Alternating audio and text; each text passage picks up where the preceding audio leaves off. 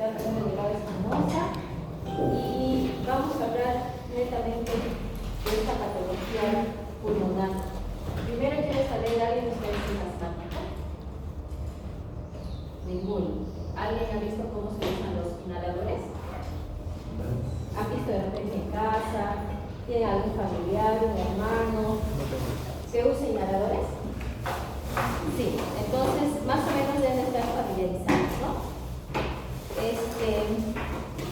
Es importante que ustedes sepan sobre esta patología porque realmente es común, a pesar de que nos dan miedo un poco, ¿no? Porque los pacientes vienen diciendo, yo no uso los inhaladores, me vuelvo adicto, etc. Entonces, un ejemplo, que estos son los muchos tipos, formas, colores de inhaladores que hay, pero lo que todos van a cumplir es la función de desobstruir las vías aéreas. Entonces empezamos. Vamos a hacer unas revisiones breves de estas guías clínicas, que son las que generalmente a nivel mundial son reportes globales. Cada año se actualizan, ¿no? Tenemos la guía española, que es GEMA, tenemos GINA, que es la Iniciativa Global Norteamericana, tenemos una guía peruana y una mexicana también. Y hay muchas otras guías, pero generalmente con GINA es con la que nosotros hay muchos estudios, ¿no? Cada año se actualiza y bueno, es como que fuera nuestra mejor directriz. Estos son los 6 ítems que vamos a tocar y entonces, como una parte introductoria, pues el asma es un problema global de salud, ¿no? Es a nivel mundial, tiene mucha carga económica, porque tiene muchos complejos mecanismos fisiopatológicos. No solo es un virus, no es una bacteria, no solo es un agente en el que puede ocasionar esta enfermedad, ¿no? Son diversos factores, tanto ambientales, del medio, de la idiosincrasia del paciente, de repente la genética, ¿no? Y esta enfermedad, una vez cuando debuta, pues es importante saber reconocerla y tener un tratamiento adecuado.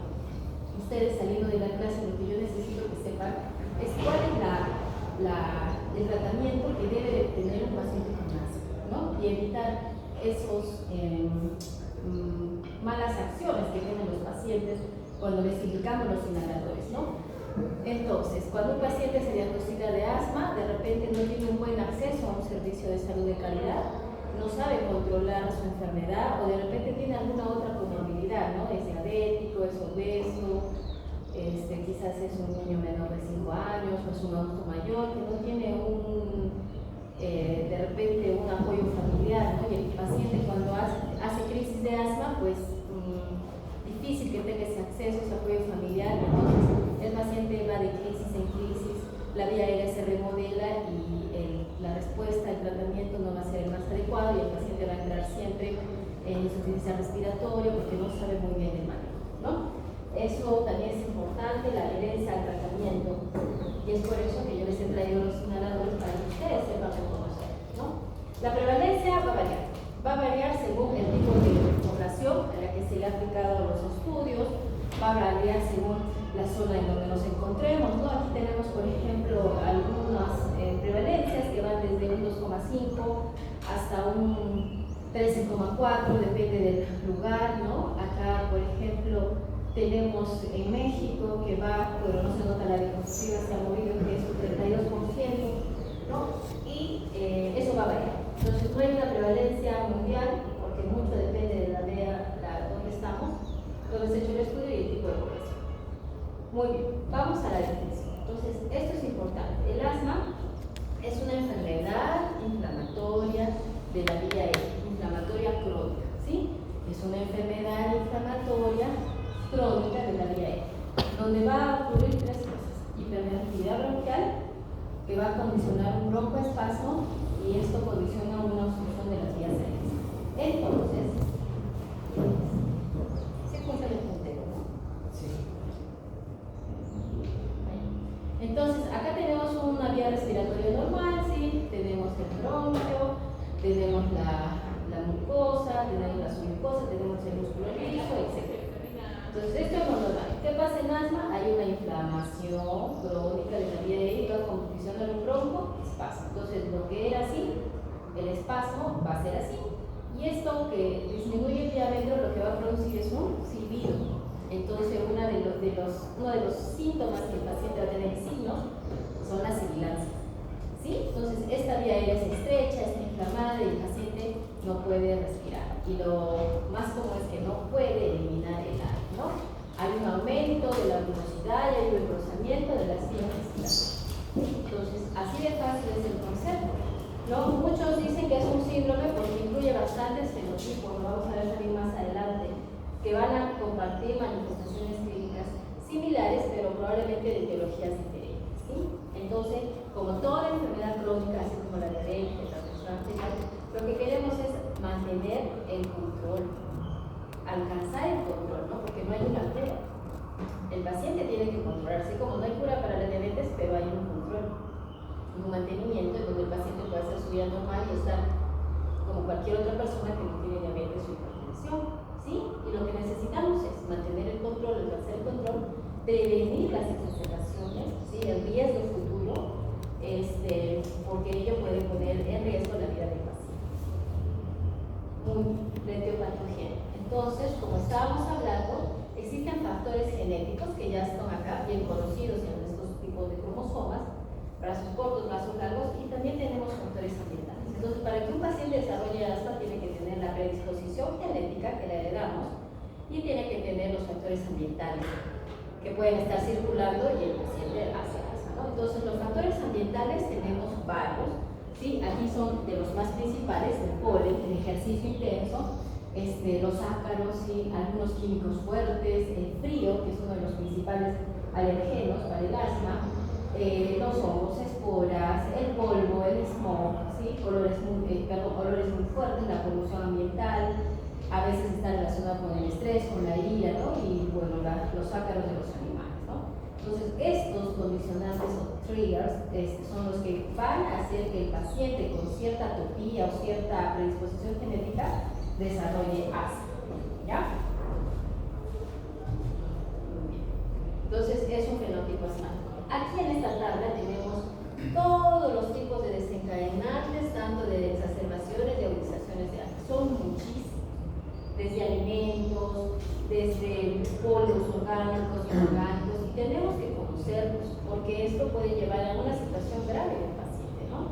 Y por consiguiente deberían ser evitados. Entonces, si yo tengo un paciente que me dice que cuando está con el gato cerca, siente que de repente le irritan los ojos, comienza a producir más flema, la voz se pone algo más ronco, y siente que se le cierra el pecho, como que le están apretando con una piedra, siente sibilancias, empieza con tos y disque. Entonces, cuando está acercando al gato, entonces yo tengo que decir muy bien, este paciente está haciéndome signos de asma, signos y síntomas, y con cierta relación, ¿no? Con el gato. Entonces, lo que tiene que hacer es deshacerse del gato, o no estar cerca del gato, porque ya está viendo esa relación, ¿no? Directa de la sintomatología con el alergeno, ¿no? Con el desencadena. Entonces, si este paciente le damos los inhaladores, le damos tratamiento, muy bien, va a mejorar. Pero si vuelve con el mismo alergeno y sabe que lo condiciona, entonces otra vez está en lo mismo, ¿no? Entonces, es importante que el paciente reconozca cuáles son sus alergenos. Nosotros no podemos prohibir, imagínense una persona con asma, prohibirle todo este grupo, ¿no? De factores de estrés. Es imposible hacerlos vivir en una burbuja que no esté expuesta a la leche de vaca, al huevo, frutos secos, almendras, pecanas, maní, es imposible. Entonces, todo esto no es para todos, ¿no? Nosotros les damos una lista de los principales alergenos, los principales desencadenantes, pero no significa que el paciente haga a todo esto la alergia. Entonces, o la inflamación, ¿no? Entonces, si el paciente es asmático y no le pone el gato está cerca y no tiene ninguna molestia, entonces no tenemos por qué retirarse ni la leche de vaca, ni los pescados, ni los mariscos, ni el polen, ni nada, ¿no? Así también como los trabajadores, ¿no? Porque también hay factores ambientales en la industria alimentaria, de repente tienen familiares que trabajan en laboratorios farmacéuticos, en la industria del plástico, etcétera, ¿no?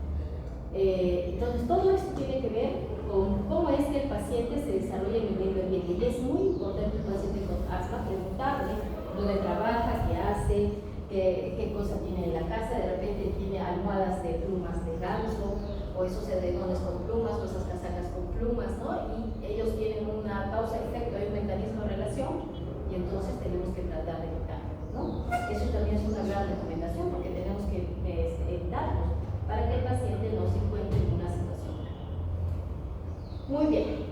aparte de eso, ya la parte más funcional, existen muchas células y muchos elementos estructurales que pueden condicionar, que estén implicados en la vía respiratoria para que el paciente desarrolle. Realmente son todos, ¿sí?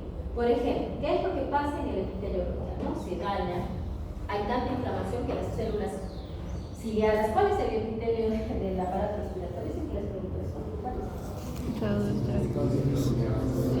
Por células caliciformes, ¿no? Entonces, que producen moco, cilíndrico ciliado. Entonces, ¿qué pasa en el epitelio bronquial? Está dañado, la inflamación crónica, hay pérdida de células ciliadas, las secretoras, ¿no? Las células se vuelven mucho más sensibles a los cambios, ¿no? Y todo esto va a condicionar a que no reaccione bien, ¿no? ¿Por qué? Porque el paciente no es que tiene una vez nada más de exacerbación, listo, seguida, no. Cada vez que está con el frío, cada vez que está expuesto a la otra vez empieza el broncoespasmo, la obstrucción, la hipertensión, la inflamación. Muy bien, también está involucrada la musculatura lisa, ¿no? Puede haber una hiperplasia. Aquel paciente que no se controla bien el asma se dice que esta hiperplasia de la musculatura lisa es mayor y llega a remodelar la vía aérea, ¿no? Tanto así que ya después con los inhaladores broncodilatadores, tanto metabolistas como antihistamínicos, ya de repente a dosis bajas ya el paciente ya no nos responde muy bien, entonces tenemos que empezar a aumentar las dosis y así, ¿no? Entonces hay cierta remodelación de las células, ¿no? Igual las células endoteliales, todo esto para el reclutamiento de células inflamatorias, hay fibroblastos, miofibroblastos que se estimulan por estos mediadores inflamatorios y también la vía colinérgica, ¿no? O sea, nervios colinérgicos de la vía aérea. Pues muchas veces han visto que por reflejos nerviosos puede desencadenarse una crisis de asma, ¿ya? Estas son las células y los elementos estructurales de la vía respiratoria, pero también las células inflamatorias, las que ya están realizando la respuesta inflamatoria, ¿no? Los linfocitos, mastocitos, los eosinófilos, que son muy importantes. Los eosinófilos están elevados cuando hay esta respuesta inflamatoria, ¿no? A mayor eosinofilia, mayor gravedad. Entonces, ¿qué sería importante pedirle a un paciente que tenemos estos síntomas y sospechamos de asma? Un hemograma y ver el recuento de eosinófilos, ¿verdad? ¿Y cuánto es el valor de eosinofilia? ¿Cuánto decimos que hay eosinofilia? Más de 500. Más de 500, ¿no? Ese es una eosinofilia, ¿no? Ahora, hay ya estudios que más de 300 ya podemos empezar a dar medicamento antieosinofílico, ¿no? Y más en aquellos pacientes que no controlan el asma. Igual neutrófilos, también hay un asma eosinofílica y también hay un asma neutrofílica, y la que es más predominio de neutrófilos es la que peor responde al corticoide, ¿no? No se controla muy bien. Las células dendríticas, los macrófagos también, que pueden ser activados por emergenos, ¿no? Y algunas, como hemos visto, ¿no? El sistema neuronal. Muy bien, entonces, los mecanismos de obstrucción de la vía respiratoria, acá nuevamente vemos un bronquio de calibre normal y miren lo que pasa en un bronquio cerrado, ¿no? Entonces el calibre se reduce, se escuchan sibilancias, la vía aérea se inflama, ¿no? La mucosa se inflama, se engrosa y se pierde. Miren acá la hiperplasia de la musculatura lisa, ¿no? Hay mayor secreción de moco, etc. Entonces hay una contracción del músculo liso, hay edema de la vía respiratoria y la secreción del moco, y esto puede llegar a cambios estructurales de la vía respiratoria. Entonces, para recalcar, inflamación, obstrucción, por lo que va a haber espasmo de músculo liso, edema, etcétera, hipersecreción. Esto nos va a llevar a una obstrucción, y más a una obstrucción de la salida del flujo de aire.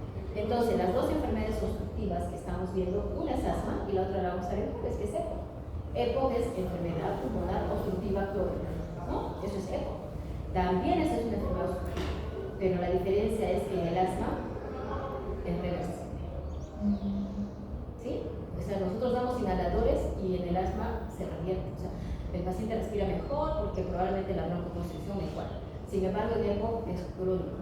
Puede mejorar, pero siempre va a estar medio obstruido y es más larga, ¿no? Es más multisistémica, ¿no? A diferencia de asma. El EPO es más en personas adultas, mayores de 50, el asma es en niños, en jóvenes, adolescentes. También puede haber un asma del adulto, ¿no? El asma no tiene mucho que ver con el tabaco, el EPO sí. Entonces hay diferencias que lo vamos a ver también el día jueves, pero ya para que ustedes se den cuenta, ¿no? Asma y EPO son primos hermanos, porque son enfermedades obstructivas. Entonces, como hay una obstrucción, va a haber un aumento de la resistencia a la salida del flujo aéreo, entonces va a haber mayor trabajo respiratorio y el paciente que va a sentir disnea. Entonces ya estamos viendo el otro signo cardinal del asma. Uno es las sibilancias, otro es la disnea, y como hay además tos y el bronquio se cierra, ¿qué va a haber? Tos. La tos es un mecanismo reflejo de defensa. Cualquier cosa que haya dentro de la vía respiratoria que no debería estar ahí, polvo, qué sé yo, cuando nos atoramos es porque un poquito del alimento va a la vía respiratoria y ¿qué hacemos? Tosemos, ¿verdad? Tosemos y tosemos como un mecanismo de defensa, reflejo. Entonces, disnea, tos, sibilancias y dolor torácico. Son los síntomas, los 4 síntomas cardinales de asma. Fiebre, no necesariamente.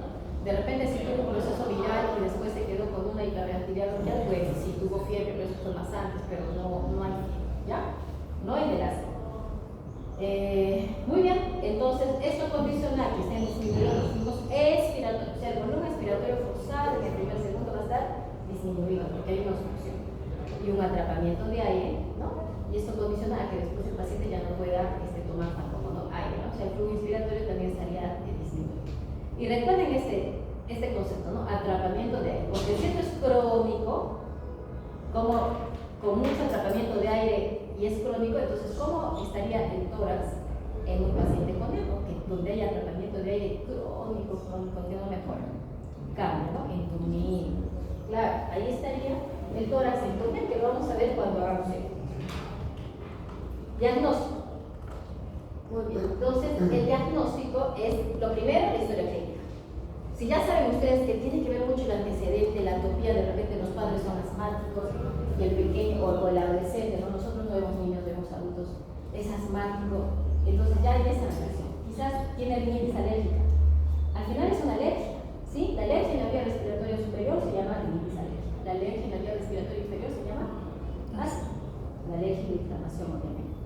La alergia en la piel se llama dermatitis atópica, ¿no? Y así. Entonces, hay una historia clínica de alergenos, de tos, de disneas, sibilancias, igual el examen físico, ¿no? El examen físico, ahora lo vamos a ver, es muy importante porque se auscultan las sibilancias, ¿sí? Y va a depender de cuán grave sea el asma, cómo se está presentando para ver los signos y los síntomas, los signos más que nada que el paciente presenta. El laboratorio también nos ayuda, ya hemos visto hemograma, eosinofila, inmunoglobulina E, que también es una sustancia que se lleva mucho en los procesos alérgicos, y la espirometría. La espirometría es una prueba de función pulmonar, pero no es que todo paciente con asma le tengo que hacer una espirometría. Sí la tengo que hacer, en la medida que la tenga, pero si la espirometría me sale normal, yo no puedo decir, no, que este paciente tiene espirometría normal, no es asmático, no. Porque solo el 25% de pacientes con asma tienen una espirometría positiva. Es decir, que tenga una respuesta al broncodilatador, ¿ya? Entonces, ¿pueden haber pacientes con asma y espirometría normal? Sí. A diferencia de EPOC, para diagnosticar EPOC, nosotros sí necesitamos una espirometría donde veamos obstrucción, ¿ya? Esa es también la diferencia. La espirometría es la prueba de función pulmonar más básica que tenemos. Así como el electrocardiograma es del cardiólogo, la espirometría es así para el neurólogo, ¿ya? Listo. Entonces, ¿solo con historia clínica puedo hacer el diagnóstico? Sí, podría ser solo el diagnóstico con historia clínica, ¿no? Y examen físico, obviamente. Pero sin embargo, hay ciertos diagnósticos diferenciales que lo vamos a ver más adelante que nos tenemos que ayudar por el laboratorio, la placa de tórax, etc., ¿no? Y la espirometría. Esto ya se lo saben, tos, disneas, sibilancias, depresión torácica, es pregunta de examen, no creo que ninguno de los que está acá se equivoque en la respuesta, si le ponen fiebre o muy bien, la clínica va a depender de cómo se presenta nuestro paciente, ¿sí? De repente, si es un paciente que está con un asma controlado, es poca la tos, poca la disnea, de repente escasos sibilancias, etc. Tenemos un paciente que va a estar con una fase adecuada, no ver tiraje, no ver taquimia, hipolimia, puedo escuchar las sibilancias, ¿no? Pero sin embargo, si esto empeora, ¿no? Puede venir entonces el paciente con una fase ansiosa, disneica, tirajes, ronquidos, ¿no? Vibraciones vocales pueden estar normales o están disminuidas, así como la auscultación, ¿no? Que puedo escuchar roncos o sibilantes. ¿Dónde está Jeremy? Tú ya has escuchado roncos, sibilantes en el consultorio, ¿no? Entonces igual, la percusión puede ser normal o vibración normal. Pero si esto se exacerba, es peor, entonces el paciente ya tiene disnea severa, está irritable, o o de repente está cianótico, ¿no? Y ya hasta hay un silencio auscultatorio. Entonces, la clínica es variada según de cómo se presenta el paciente. Pero sin embargo, hay ciertos criterios que nos pueden ayudar también para el diagnóstico de asma. Por ejemplo, que los signos típicos son sibilancias. Ustedes no le pueden preguntar al paciente, señor o señora, ¿tiene usted sibilancias? No, jamás. El paciente ni sabe lo que es sibilancia. Lo que ustedes tienen que preguntar, señor, ¿usted siente que de repente hay un pitirito en el pecho como que, o de repente como que tiene un gato? Y casi todos dicen, sí, es como que tiene un gato dentro, ¿no? Que ronronea y molesta, y generalmente es en las noches o en las madrugadas cuando hace más frío, porque ya hemos visto que el frío es uno de los principales alergenos. Y el paciente te dice, tú empiezas a hablar, te dice, en las madrugadas o a veces cuando toco agua, es cuando empiezo con esas molestias. Me duele el pecho, como que le ponen una piedra, sí, como que le ponen una piedra, entonces sería una presión torácica, ¿no? Y le falta el aire. Y obviamente tos. Entonces, generalmente las personas con asma pueden manifestar más de uno de estos síntomas, ¿no? Disnea, tos, sibilancia, presión torácica. Puede ser de forma variable, ¿no? A lo largo del tiempo y varía en intensidad. De repente empeora por la noche o al despertar, que es cuando hace más frío. Y pueden a veces estar desencadenados por el ejercicio, ¿no? Cuando vienen y dicen, yo antes corría fútbol, jugaba medio, siquiera todo el fútbol, pero ahora solo puedo jugar medio tiempo y ya no puedo más porque me ahogo, no puedo, no me entra el aire, no sé qué me está pasando, ¿no? Esa es una asma inducida por el ejercicio. A veces también la risa, me río y toso, me falta el aire, ¿no? Alergenos o el frío, ya lo hemos visto. Y pueden empeorar por las infecciones virales, ¿no? Quizás tienen el antecedente de hace 15 días tuvieron una infección viral, fiebre, malestar, o de repente disfonía o hidrofagia, pero se quedaron con una tos que es más en las noches, es una tos que sigue tosiendo, molesta, ¿no? Entonces, sí, pues hubo una infección viral previa que exacerbó, ¿no? Hizo una hiperactividad del paciente. Muy bien, acá hablar un poquito de la espirometría. Entonces, la espirometría, ya les he dicho, es una prueba de función pulmonar. Rápidamente consta de dos fases y es una espirometría, o sea, el paciente va a expirar. Hay muchos tipos de espirómetro, los últimos ya son solamente para ponerlos a la laptop, muy pequeños, ultrasónicos, donde el paciente les decimos que tome aire, ¿no? Fuera del espirómetro, tome aire, colóquese el espirómetro, o de repente colóquese el espirómetro, tome aire, y sople fuerte, lo más que pueda.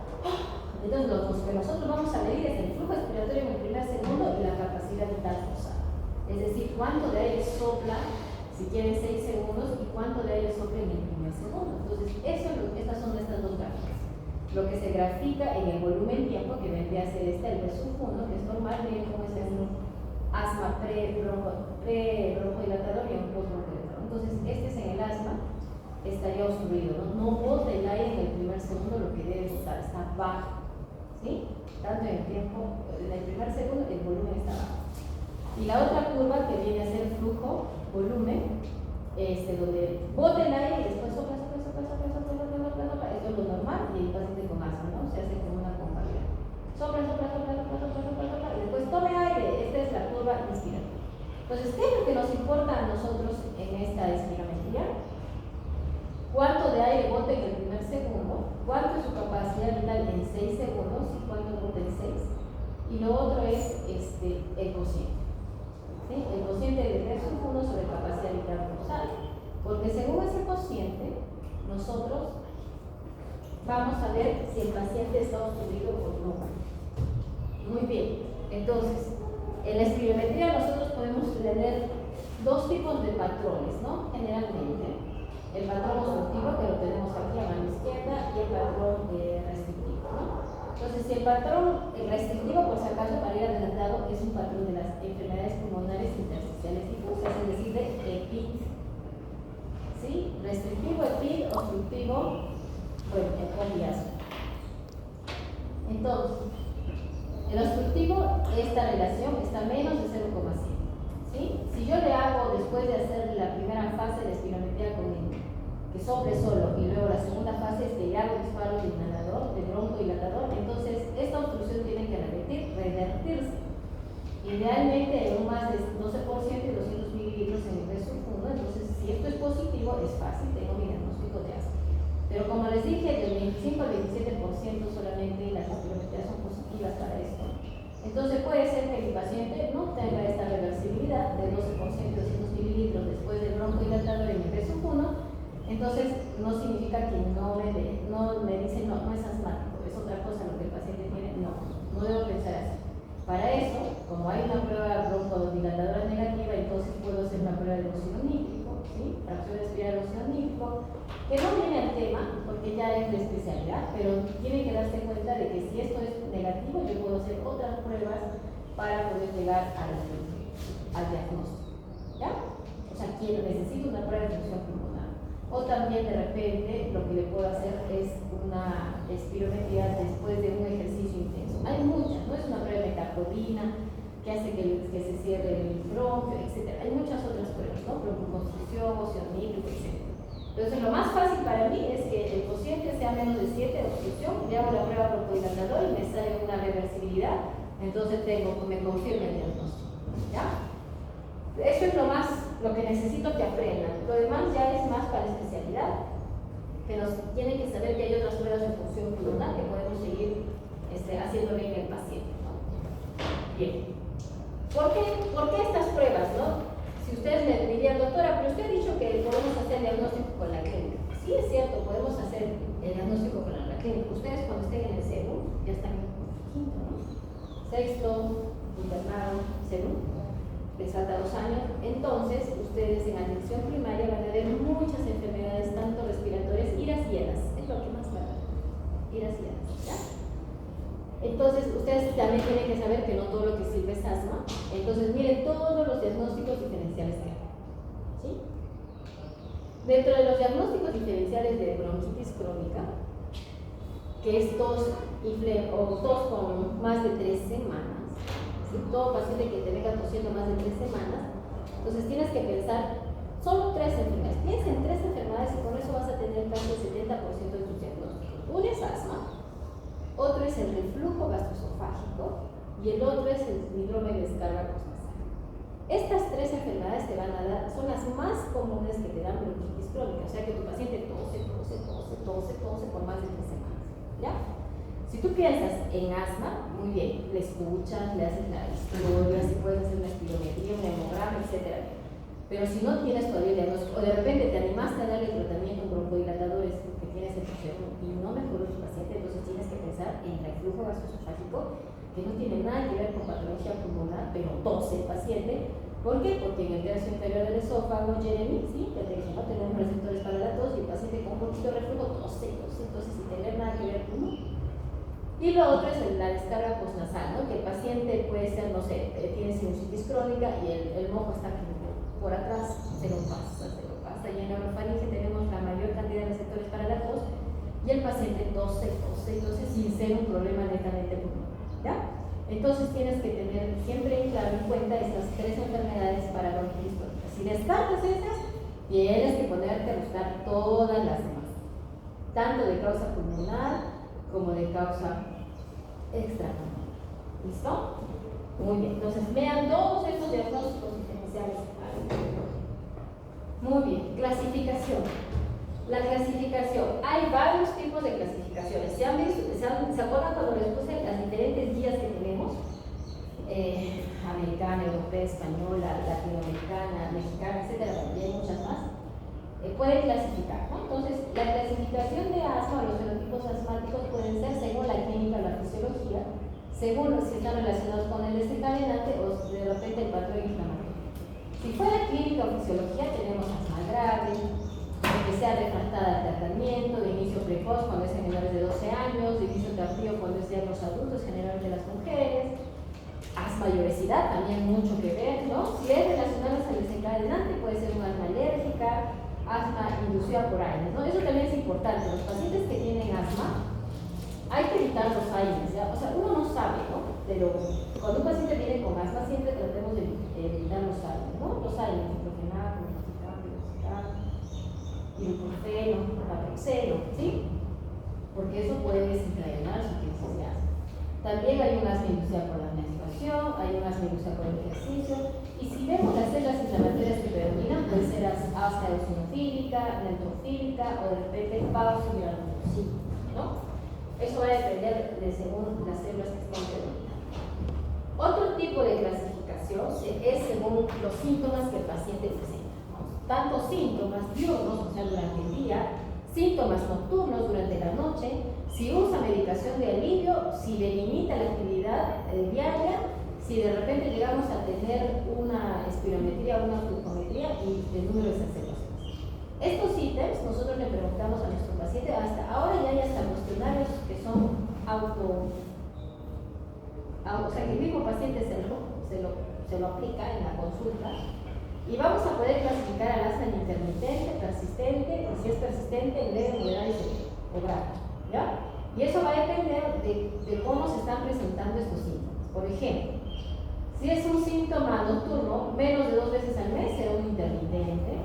Si es más de 2 veces al mes, persistente leve, moderada, si es más de una vez a la semana, y muy frecuente si es grave. Y así, ¿ven? Entonces nosotros podemos clasificar a nuestro paciente así. ¿Por qué es importante clasificar en intermitente, persistente, leve, moderado, grave?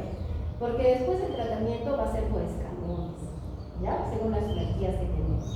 Igual, si mi paciente no tiene ninguna limitación de la actividad, va a ser intermitente, pero si sí le limita demasiado, va a ser un persistente grave. También la medicación de alivio. De repente no usa medicación o menos de 2 veces a la semana, pero ¿qué tal si es un paciente que usa diario? Y si usa varias veces al día, el famoso salbutamol, entonces puede ser un persistente grave, ¿sí? Eso va a ser un cuadro de Valencia. Muy bien. Pero también tenemos la forma de clasificar la crisis asmática, ¿sí? Esta diapositiva es la clasificación de la guía GEMA, y la anterior que les puse es de la guía China. Realmente es casi lo mismo, ¿no? Solo que aquí lo pone bien controlado, parcialmente controlado y mal controlado, ¿ya? O sea, no sean problemas chicos con esto, pero necesitan saber que hay diferentes clasificaciones, diferentes guías, pero al final, si se dan cuenta, lo mismo, ¿no? Síntomas diurnos, limitación de actividad, síntomas nocturnos, exacerbaciones, indicación de rescate, y si es que tenemos una espirometría o una flujometría, le podemos hacer al paciente, ¿no? Y esta es la otra forma de clasificar el asma, pero esto es de la emergencia. Entonces, el paciente de emergencia te va a venir generalmente en crisis asmática, ¿no? Entonces, tú vas a ver si el paciente está en crisis leve o si está en crisis ya casi fatal, así se llama, una parada respiratoria, según cómo sea la disnea, cómo está hablando, de repente habla párrafos o ya ni habla o está somnoliento, ¿no? La frecuencia cardíaca, la frecuencia respiratoria, si usa musculatura accesorial, ¿no? Si le encuentras sibilancias y de repente ya no encuentras nada, o sea, un silencio auscultatorio, el paciente está bradicárdico, está somnoliento, ¿no? La conciencia ya no te responde, ¿no? Etcétera, etcétera, la saturación muy baja, y tienes un AGA, ya has llegado a sacar un análisis de gases arteriales, donde ves la presión de oxígeno, la presión arterial de oxígeno, CO2. Entonces, todo esto te puede decir, ¿no? Este paciente se queda acá en un tópico de emergencia o este paciente tiene que pasar a shock down, ¿no? Entonces, la gravedad de la exacerbación asmática también nos puede ayudar en cómo vemos a nuestro paciente. ¿Qué vamos a hacer? ¿Le vamos a dar de repente medicación endovenosa o solamente le podemos mandar para la casa, ¿no? Entonces, eso es importante también conocer. Muy bien, y ahora el tratamiento. Entonces, el tratamiento, si ya hemos conocido que es una enfermedad de obstrucción e inflamación, entonces lo que tenemos que usar es desobstruirlo y antiinflamatorio, así de simple. Entonces, los broncodilatadores y los antiinflamatorios vienen en forma inhalatoria. ¿Y por qué en forma inhalatoria? Vienen también lo venoso o vía oral, pero la mejor forma de llegar es la inhalatoria. ¿Por qué? Porque la vía inhalatoria es rápida, actúa rápido. Lo otro es que tiene una gran superficie de acción, todo el aparato respiratorio, toda la vía respiratoria, ¿no? Y otro es que es inocuo, no necesita inyectarle, nada, no se es con crisis, ¿no? Entonces, la forma de usarlo, la más preferida es la inhalatoria. Cuando tengan ustedes pacientes, no, yo no uso ese aparatito porque me vuelvo adicto. Muchos dicen eso. Entonces, no es lo correcto. Estén ustedes explicarles qué es lo que tienen que usar, cómo tienen que usarlo y para qué lo tienen que usar, ¿ya? Entonces, en inhaladores tenemos beta-2 agonistas, como el salbutamol. Ya no se usa mucho terbutalina, pero usamos más salbutamol. Lo van a tener ustedes en sus farmacias, en sus centros de salud cuando sean enfermistas. Y también tenemos anticolinérgicos, ¿no? Antimuscarínicos, como el bromuro de ipratropio, ¿sí? Salbutamol y bromuro de ipratropio son broncodilatadores de diferente forma de acción, pero se sinergizan cuando usamos los dos juntos. De repente en pacientes con crisis asmáticas podemos usar los dos juntos y se sinergizan, mejoran el efecto, pero son de corta acción. ¿Qué significa eso? Que solo duran 4 a 6 horas en el pulmón. Entonces el paciente tiene que hacerse los disparos cada 4, cada 6 horas, cada 8 horas, ¿no? Dependiendo. Pero ahora nosotros tenemos broncodilatadores de larga acción, que no son salbutamol ni bromuro, ¿no? Son salmeterol, formoterol, dilaterol, muchos más, que duran más, 12 a 24 horas en el pulmón. El paciente es más adherente a ello y además vienen con el corticoide inhalado, ¿no? O sea, el antiinflamatorio. Pero también tenemos los corticoides sistémicos, ¿no? Como prednisona, hidrocortisona, metilprednisolona, y también tenemos los inhalados, fluticasona, budesonida. Acá no está la beclometasona, que es el que van a tener ustedes en sus centros de salud. El sulfato de magnesio, cada vez hay estudios en que dicen que no se debe usar, hay otros que dicen que sí, pero realmente nosotros todavía lo usamos en pacientes con unas crisis asmáticas severas, que ya les hemos hecho los inhaladores, les hemos puesto el corticoide endovenoso, todo, y no responden, entonces podemos todavía usar sulfato de magnesio, ¿ya? La vinofilina también es controversial el uso, pero sin embargo cuando estamos con un paciente con una crisis severa, sí, todavía, si es que lo podemos indicar, pues hay que estar bien pendiente del paciente, ¿no? Obviamente es un paciente que ya va a tener que necesitar un monitoreo, una unidad de cuidados intensivos, ¿no? De repente shock. Entonces, aquí es otro cuadro resumen para ver los beta-2 agonistas de acción corta y de acción larga, ¿no? Miren ustedes cuánto dura en el pulmón. Entonces, preferimos los de acción larga, pero no significa que los de acción corta sean malos, ¿no? También están muy bien. Sí, también usamos eso, pero el paciente puede tener mejor adherencia con los de acción larga, ¿no? Pero de esos mismos. Muy bien. Y también acá están los glucocorticoides inhalados. Tenemos budesonida, beclometasona, fluticasona, mometasona, budesonida, ¿no? Aquí no está la no, sí está. Y estos corticoides están clasificados en dosis baja, dosis media y dosis alta. ¿Por qué? Porque si es un paciente que ya está controlando el asma y viene a tu consultorio para el control, a tu centro de salud, entonces si empezaste con dosis alta porque estabas silbando, ambos campos pulmonares, entonces ya deberías ir escalando, ¿no? A menos dosis, ¿ya? Entonces lo ideal es que con la mínima dosis de corticoide y en la mínima de broncodilatador el paciente esté muy bien controlado, no se exacerbe, esté usando sus inhaladores. Siempre se recomienda que luego de usar el corticoide inhalado hay que enjuagarse la boca porque puede quedar ciertos restos de corticoide y eso ocasionar puntos en la lengua, de repente caras, ¿no? De tanto disposición. Entonces, miren, esto es, por ejemplo, ¿por qué es que era necesario clasificarlo en intermitente, persistente, leve, moderada, grave? Porque según eso vamos a ver en qué escalón empezar, ¿no? ¿Qué escalón de las guías clínicas? Y a esto me refiero. Estos son los escalones, esta China es del 2023, de cómo es que debemos empezar estos pacientes. Este redondito, chicos, que está acá arriba, que significa evaluar, ajustar y revisar, es muy importante, ¿ya? El paciente con asma no es un paciente, como siempre les digo, que viene por un apéndice, te operan del apéndice, chao, te olvidaste del paciente, el apellido, nunca lo mando. No, el paciente con asma, como es una enfermedad crónica, siempre va a venir, ¿ya? O sea, tienes que estar controlando, tienes que estar evaluando cómo está, ajustando la medicación, cómo está usando los inhaladores y revisando. Al siguiente control, otra vez te evalúas, ajustas y revisas. Se evalúas, ajustas, es un círculo, ¿no? Es tu paciente que te va a acompañar siempre. Porque te puede venir muy bien controlado, te puede venir de repente en crisis, entonces es un paciente que tienes que educar. Y vamos a ver más adelante que la educación es una piedra angular para el tratamiento correcto, ¿no? El control del paciente. Entonces, cuando mi paciente está en intermitente, o sea, está más o menos controlado, puedo yo empezar a usar el paso 1 2. ¿Por qué aquí dice paso 1 y 2? Es que antes la guía de anterior, la de 2022, estaban separados los escalones.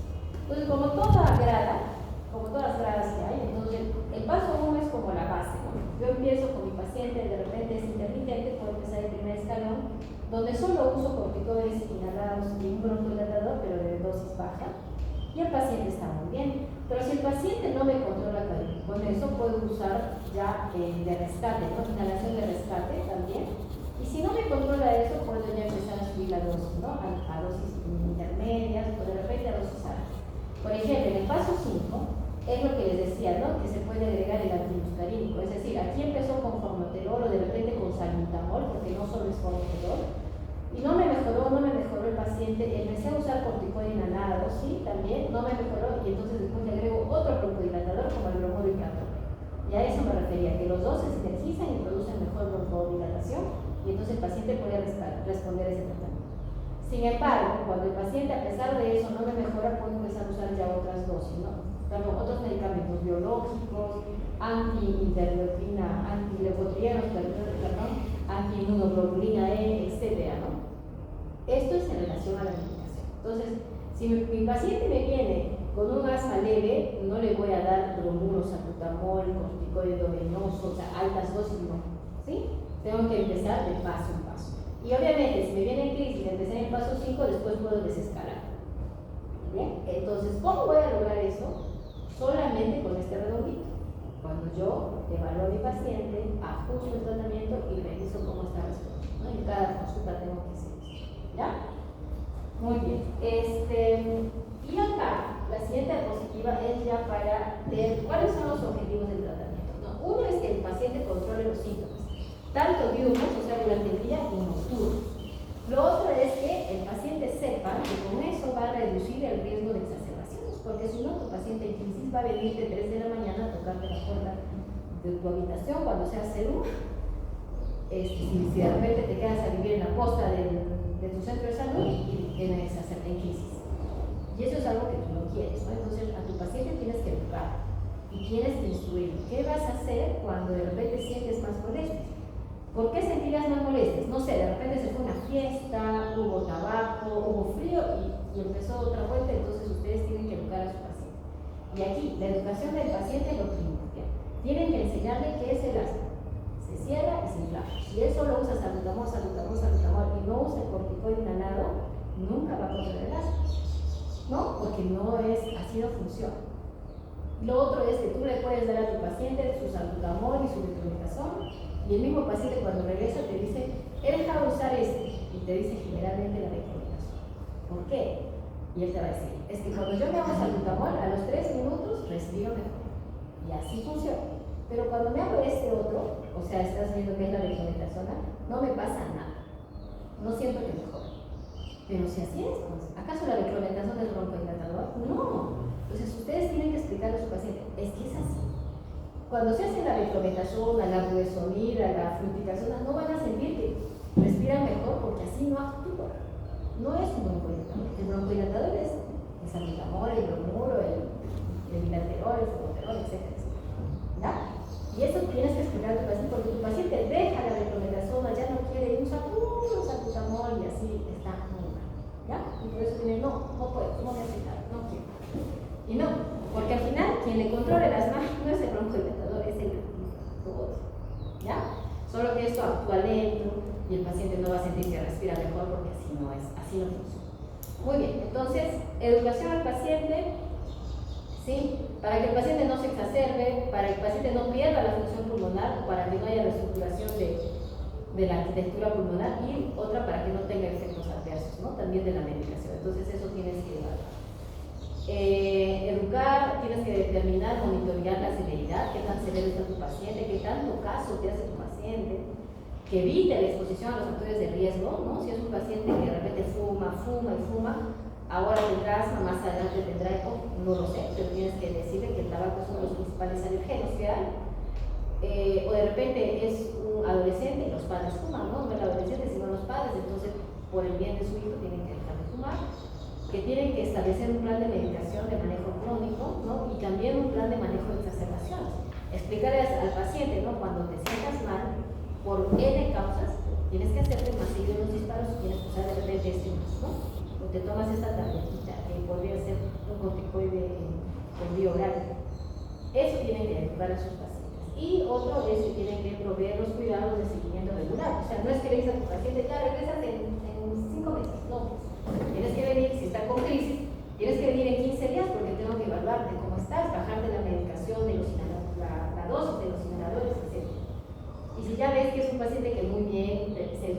paciente, hace caso, no tiene ni una exacerbación y ya está con una dosis mínima del inhalador, entonces le dicen que controle 2 meses, ¿no? Eso ustedes son actores muy activos en el tratamiento y el control de la paciente.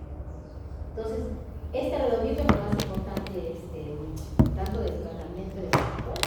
Tienes que confirmar que sea el diagnóstico, el control de los factores de riesgo, el tratamiento también y revisar cuándo se exacerba, qué es lo que está pasando. De repente tiene algún efecto secundario del medicamento, ¿no? Hay pacientes, no todos, pero sí que te dicen, no, doctora, cuando yo me hago el salbutamol me tiemblan las manos, algo tembloroso, me pone un poco, ¿no? Taquicárdico, son los efectos secundarios. No todos les pasa esto, pero sí hay que avisarles, ¿no? Porque a veces tienen miedo y no quieren hacer los disparos por esto, pero es peor, ¿no?